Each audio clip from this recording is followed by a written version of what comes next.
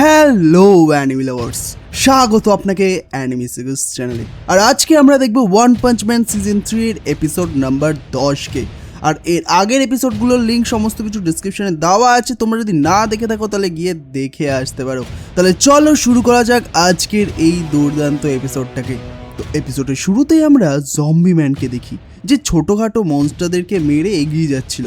আর একটা টেন্টিকল monster zombie ম্যানের হাতে ফুটো করে দেয়, কিন্তু জম্বি ম্যান তাকে গুলি করে মেরে দেয়। তো জম্বি ম্যান বলে যে সে লড়াইয়ের জন্য তৈরি হয়নি, বরং তার আন্ডার কভারের কাজ করতেই বেশি ভালো লাগে। আর আরও কিছু মনস্টার তার উপর হামলা করতেই আসে, কিন্তু জম্বি ম্যান তাদের সবাইকেই শেষ করে দেয়। কিছুক্ষণ হাঁটার পর সে একটা বড় দরজা খুঁজে পায়, যা খুলে জম্বি ম্যান ভেতরে চলে যায়। ভেতরে তাকে ঝোলানো একটা ব্যাট দেখতে পায়, যে বলে যে আমি তোমারই অপেক্ষা করছিলাম। আর এই মনস্টারটার নাম হলো ভ্যাম্পায়ার, আর এর থ্রেড লেভেল হল ডেমন। তো তাদের লড়াই দেখতে বাকি মনস্টাররাও পুরো একেবারে জড়ো হয়ে গেছিল, বরং তারা তো চাইছিল যে লড়াইয়ে ভ্যাম্পায়ার যেন মারা যায়। ভ্যাম্পায়ার বলে যে এটা সবাই আমার ওপর জ্বলে। বাকি মনস্টাররা বলে যে তোমরা দুজন নিজেদের মধ্যে লড়াই করো, আর তোমাদের মধ্যে যে বেঁচে থাকবে আমরা সবাই মিলে তাকেই মেরে দেবো। আর ভ্যাম্পায়ার জিজ্ঞাসা করে যে তুমি কি এস ক্লাস হিরো, তোমার নাম কি? তো জম্বি ম্যান সঙ্গে সঙ্গে তাকে গুলি করার চেষ্টা করে, কিন্তু ভ্যাম্পায়ার আগেই তার পেছনে এসে তাকে কামড়ে ধরে, আর সে জম্বি ম্যানের রক্ত খেতে শুরু করে। কিন্তু তার স্বাদ অতটাও ভালো ছিল না, সেটা খুবই বাজে ছিল। সবার মনে হয় যে জম্বি ম্যান মারা গেছে, কিন্তু জম্বি ম্যান উঠে দাঁড়ায়। আর ভ্যাম্পায়ার বলে যে আমি মনস্টার অ্যাসোসিয়েশনে একমাত্র আসল মনস্টার, কারণ আমার পূর্বপুরুষরাও ভ্যাম্পায়ার ছিলেন। আর জম্বি ম্যান আবার তাকে গুলি করে, কিন্তু ভ্যাম্পায়ার সেই গুলিগুলোকে নিজের হাত দিয়েই ধরে ফেলে, আর সেগুলো ফেরত ছুঁড়ে জম্বি ম্যানকেই আঘাত করে এবং বাকিদের হাততালি দিতে বলে। কিন্তু সে এটা দেখে অবাক হয়ে যায় যে জম্বি ম্যান আবার উঠে গেছে। তো ভ্যাম্পায়ার বলে যে তুমি বেঁচে কি করে আছো? তুই গুলিগুলো তো তোমার মাথার এক পাশ দিয়ে অন্য পাশ দিয়ে চলে গেছিল, আর আমি তোমার গলাতেও কামড়ে ধরেছিলাম। তুমি কি সেই হিরো নও যাকে সবাই অমর বলে? বুঝেছি, যেমন এই লোকগুলো সব নকল মনস্টার, ঠিক তেমনই তুমিও একজন নকল মানুষ। আসলে জম্বি ম্যানের পাওয়ার হলো যে তার সমস্ত আঘাত সঙ্গে সঙ্গে ঠিক হয়ে যায়। আর ভ্যাম্পায়ার তার রিজেনারেটিভ ক্ষমতার প্রশংসা করে, আর দুজন আবার লড়াই শুরু করে দেয়। জম্বি ম্যান নিজের তলোয়ারগুলো বের করে নেয়, কিন্তু সে ভ্যাম্পায়ারকে ছুঁতেও পারে না। ভ্যাম্পায়ার লাথি মেরে তার ঘাটটাকে পেছনের দিকে ঘুরিয়ে দেয়, কিন্তু জম্বি ম্যান তবুও গুলি চালায়, যা ভ্যাম্পায়ারের কাছে গিয়ে লাগে। আর এটা দেখে সমস্ত মনস্টার তার দিকে হেসে ওঠে। তো ভ্যাম্পায়ার সেই মনস্টারটিকে মাঝখান থেকে চিরে দেয়, আর বলে যে তোমার কি মনে হলো রিজেনারেশনের পাওয়ার শুধু তোমার কাছেই আছে? ভ্যাম্পায়ারদেরও আঘাতও ঠিক হয়ে যায়। তো ভ্যাম্পায়ার বলে যে রিজেনারেশনের একটা সীমা হয়, তো আমি তোমাকে টুকরো টুকরো করে দেবো। আর সে নিজের অনেকগুলো ব্যাট জম্বি ম্যানের ওপর ছেড়ে দেয়, যা তাকে কামড়ে থাকে। আর সে নিজের আশেপাশের মনস্টারদেরও রক্ত খেতে শুরু করে, যাতে তার শরীর আরও তাড়াতাড়ি ঠিক হয়ে যায়। সে জম্বি ম্যানের দিকে তাকায়, যার কিছুই হয়নি। আর জম্বি ম্যান বলে যে চলো এবার এই লড়াইটাকে শেষ করা যাক। আর সে তার কুড়াল নিয়ে ভ্যাম্পায়ারের ওপর হামলা করে। আর প্রায় 30 মিনিট পর আমরা দেখি যে ভ্যাম্পায়ারের টুকরোগুলো ছড়িয়ে আছে। আর ভ্যাম্পায়ার বলে যে আমি তোমাকে কতবার মেরেছি, তুমি মরো না কেন? তো জম্বি ম্যান বলে যে হ্যাঁ, তুমি আমাকে 200 বার হারিয়েছো, আর আমি তোমাকে মাত্র একবার। আর বাকি মনস্টাররা কথা বলে যে ভ্যাম্পায়ার সত্যিই হেরে গেল, সে কত বড় বোকা ছিল। আর এই লড়াইয়ে জম্বি ম্যান খুব ক্লান্ত হয়ে গেছিল। আর এটা দেখে বাকি মনস্টাররা খুব খুশি হয়, আর বলে যে আরে তুমি কোথায় পালাচ্ছ? এখন তো আমরা সবাই মিলে তোমাকে মারবো। কিন্তু তারা দেখে যে জম্বি ম্যান পালাচ্ছে না, বরং দরজাটা বন্ধ করতে গিয়েছিল। আর তারপর জম্বি ম্যান তাদের ওপরেও হামলা করে। আর এই এপিসোডের অ্যানিমেশনও এতটা বাজে যে এই ফাইটটাও এরা দরজার পেছনেই করে দিয়েছে, মানে বুঝতে পারছো, মানে ফাইটটাই আমাদের দেখায়নি। আর কিছুক্ষণ পর জম্বি ম্যান বাইরে বের হয়, কিন্তু অনেক আহত হয়ে গেছিল, আর পুরোপুরি ঠিক হতে তার কয়েক মিনিট লাগবে। তাই সে একটু বিশ্রাম নিতে বসে যায়। আর তখনই সে চাইল্ড টেম্পারের মেসেজ শুনতে পায়, যে বলে যে আমি ওয়াগান মাকে খুঁজে পেয়েছি, আর আমি তাকে নিয়ে ওপরে যাচ্ছি, আর বাকিরা শত্রুদের মনোযোগ ঘুরিয়ে দাও। জম্বি ম্যান সবার পক্ষ থেকে তাকে ধন্যবাদ জানায়। আর ঠিক হওয়ার পর জম্বি ম্যান আবার চলতে শুরু করে। অন্যদিকে আমরা পিগ গডকে দেখি, আর তার সামনে বিগ ইটার নামের একটা মনস্টার আসে।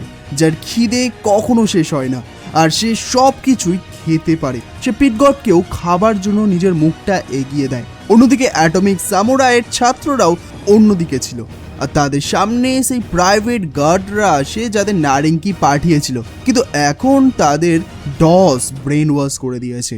তো লিয়ান বলে যে আমাদের তাদের আঘাত না করে শুধু অজ্ঞান করতে হবে। তো ডস বলে যে আমি এই বোকাদের আমার গোলাম বানিয়ে দেবো আর সে গার্ডদের আক্রমণ করতে বলে আর তারা গুলি চালাতে শুরু করে, কিন্তু লিয়ান নিজের তলোয়ার দিয়েই সেই গুলিগুলোকে আটকে দেয় আর তারপর সেই লোকটার ব্যাটল স্যুটটা নষ্ট করে দেয়। কিন্তু তবুও তারা থামার নামই নিচ্ছিল না, তারা সেই তিনজনকে ঘিরেই ধরে আর ডস তার হান্টার দিয়ে তাদের মারার চেষ্টা করে, কিন্তু সেই চাবুকটা কেউ নিজের হাত দিয়ে ধরে নেয় আর এ ছিল আমায় মার্কস। আর সে বুঝে যায় যে সে নিজের চাবুক দিয়ে মানুষকে বশে করে নেয় আর এই চাবুকটা যার ওপরেই পড়ে সে এই মনস্টারটার গোলাম হয়ে যায়। আর সেই অ্যাটমিক সামুরাই স্টুডেন্টকে বলে যে এটা তোমাদের সাধ্যের বাইরে, তোমরা অন্য কোথাও চলে যাও আর এই মনস্টারটিকে আমি সামলে নিচ্ছি। আর আমার কাছে এর একটা সলিউশনও আছে, আমি এত দুর্বল নয় যে কারোর বসে চলে যাব।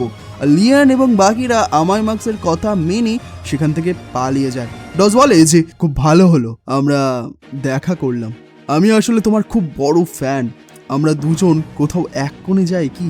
আর এই বলে সে নিজের মুখোশ সরিয়ে দেয় আর তার নোংরা মুখ দেখে আমায় মার্কস আরও রেগে যায়। আর এদিকে লিয়ান আর বাকিরা কথা বলে যে তার কাছে কি সলিউশন থাকবে। আর তখন লিয়ান বলে যে জানি না, তবে তার কাছে নিশ্চয়ই কোনো তুরুপের তাস আছে যা সে কাউকে দেখাতে চায় না।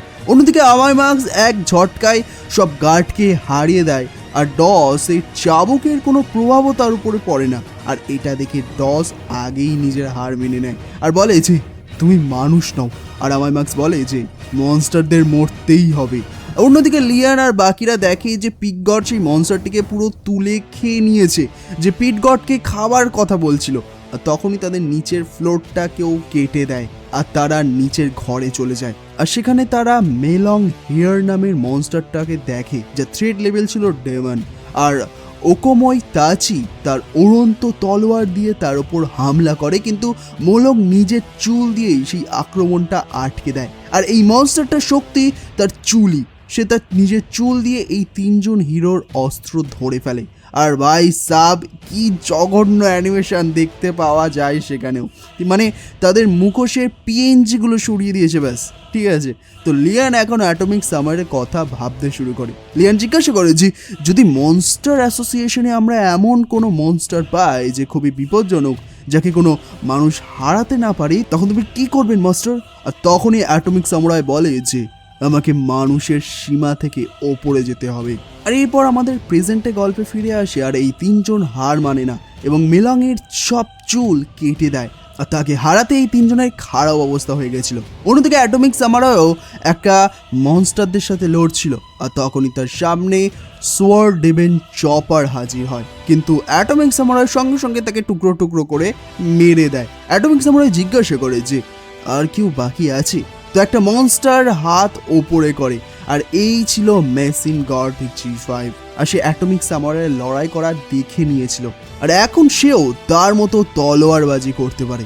আর দুজন এখন লড়তে শুরু করে। অ্যাটমিক সামুরাই বলে যে আজকাল খেলনাগুলো খুব ভালো তৈরি হচ্ছে, আমিও তোমার মতো একটা অনলাইন খেলনা অর্ডার করব যাতে আমার স্টুডেন্টরা তার উপর প্র্যাকটিস করতে পারে। আর G5 বলে যে আমার আসল পাওয়া শুধু অন্যদের কপি করা নয়, বরং তাদের আপগ্রেড করা। আমি একজন রোবট যে নিজের সর্বোচ্চ গতিতে হামলা করে। কিন্তু অ্যাটমিক সামুরাই তাকেও টুকরো টুকরো করে দেয়, যার ফলে সেখানে বড় একটা বিস্ফোরণ হয়। কিন্তু G5 এর কোর খুবই মজবুত ছিল যা অ্যাটমিক কাটতে পারেনি। তো G5 সেখান থেকে পালিয়ে যায় আর অ্যাটমিক সামুরাই ভাবে যে সাপোর্ট টিমই এটাকে সামলে নেবে। অন্যদিকে আমরা ট্যারিওকেও দেখি, যার পেছনে একটা ছোট মনস্টার পড়েছিল আর সে তাকে বলে যে বাচ্চা থেমে যাও, আমি তোমার কিছু করব না, শুধু মেরে দেবো, সেটাও সঙ্গে সঙ্গে।